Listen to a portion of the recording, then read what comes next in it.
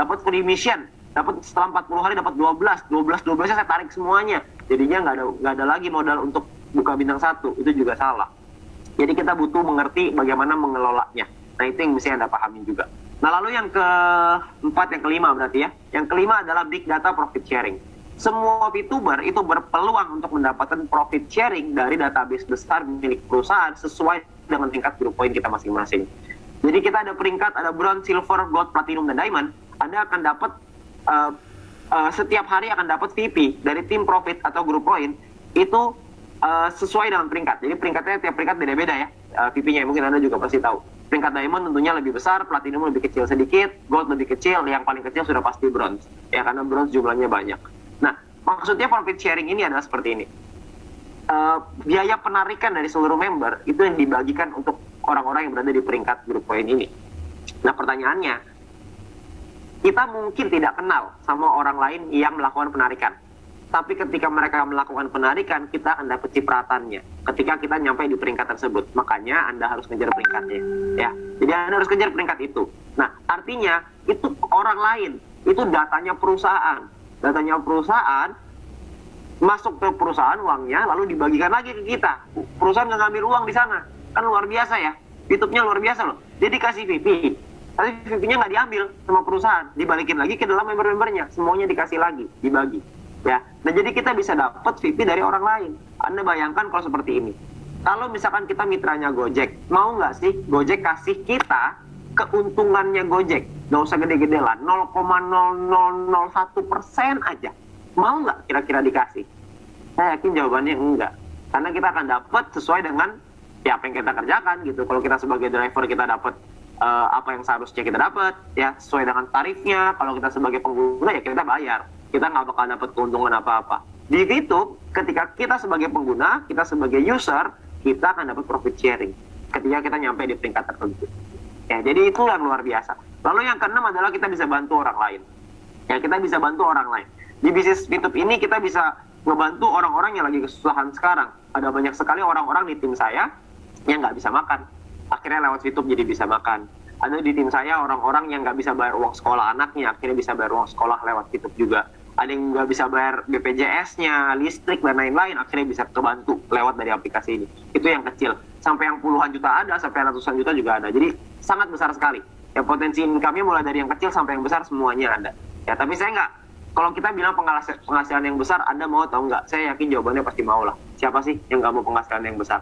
Tapi terkadang, kalau kita bicara kita lagi bantu orang lain, itu nominalnya nggak perlu besar pun bisa membantu dia.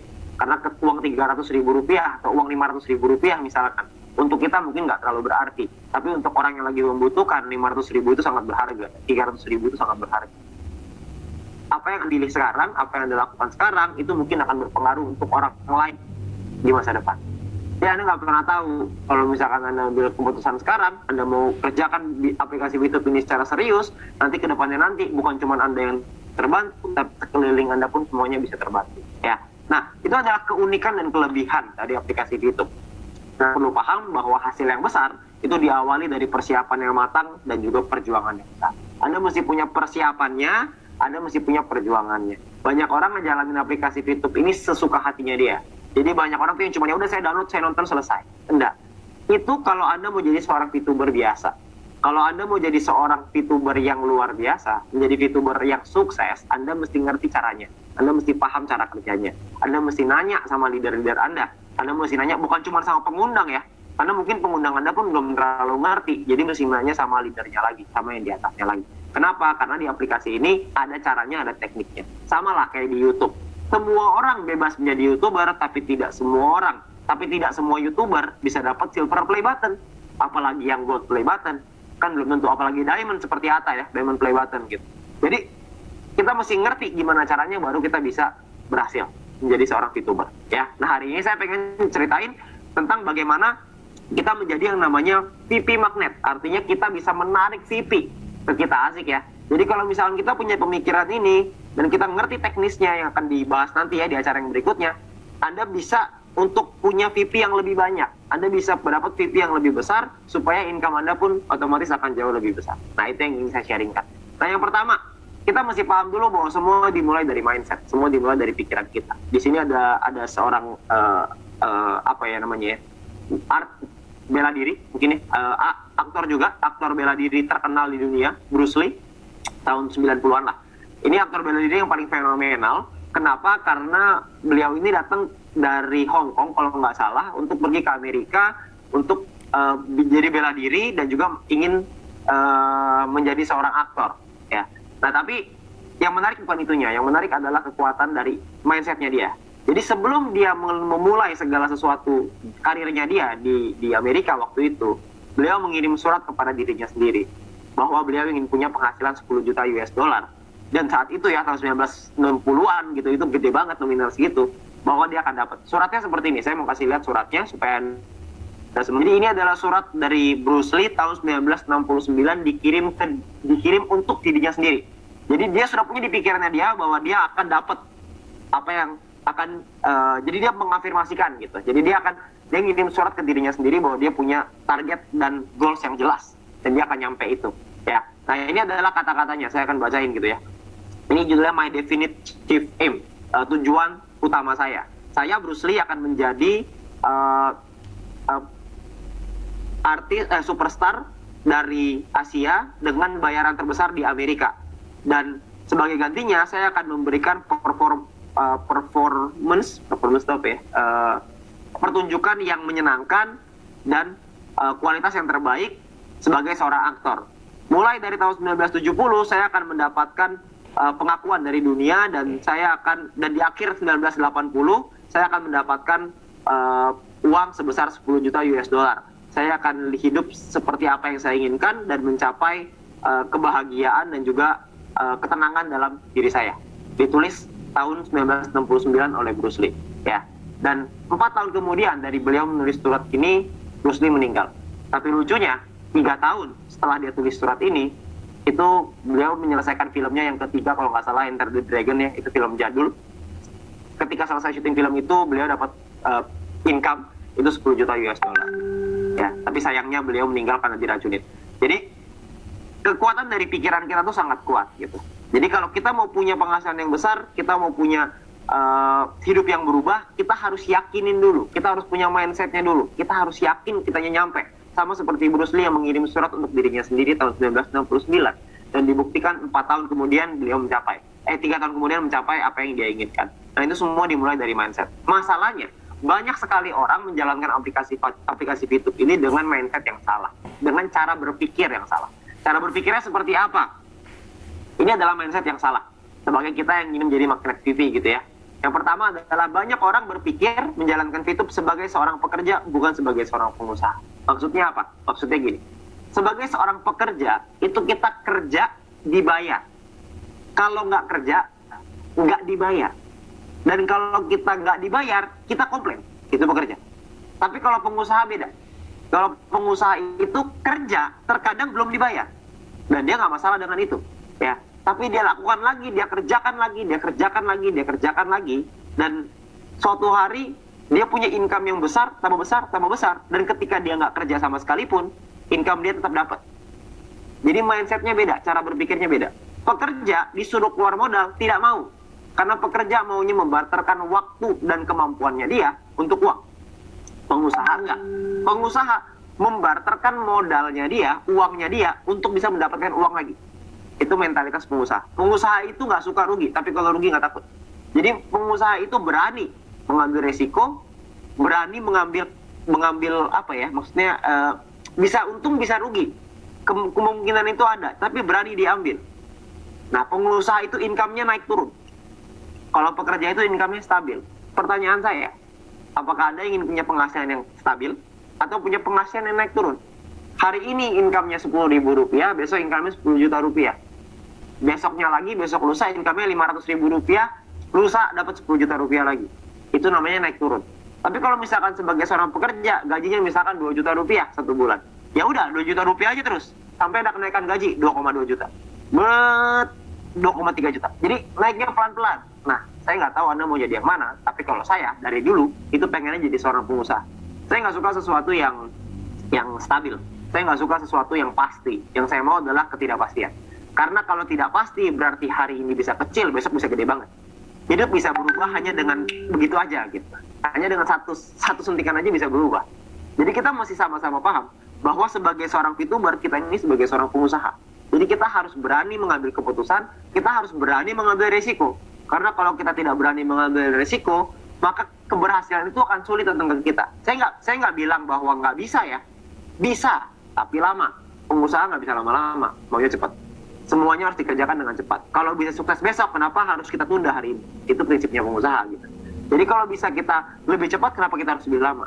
Itu pada prinsipnya seperti itu. Nah lalu yang kedua adalah banyak orang tidak go fast di awal. Jadi di awal ini tidak banyak orang yang memulai aplikasi VTube ini dengan speed yang tinggi. Tidak memulai dengan kecepatan yang tinggi. Jadi banyak orang yang jalanin aplikasi VTube ini santai. Santai dia nyari orangnya, dia ceritain. Dia cuma taruh-taruh posting-posting aja di Facebook, posting-posting aja di Instagram, ngajakin temennya satu, temennya bilang, wah ini mah penipuan. Terus dia bilang, oh ya udah kalau gitu saya nyarinya besok. Pelan sekali. Jadi kalau pelan sekali itu bisnisnya tidak bisa berjalan, nggak bisa berjalan dengan cepat. Ya teman-teman di sini semua yang udah mencapai peringkat gold ke atas, itu semuanya pasti kecepatannya tinggi sekali di awal. Jadi mereka pasti akan langsung pontang-panting sana-sini, cerita ke sana, cerita ke sini, ngelakuin apapun untuk bisa mencapai apa yang mereka inginkan. Nah, mereka pun pasti memulai dengan yang namanya fast. Mungkin kita ada strategi yang namanya fast track ya, nanti saya akan ceritain di belakang. Tapi kita bermain dengan strategi itu gitu. Jadi kita harus cepat di awal. Jadi kita harus kerja keras di awal.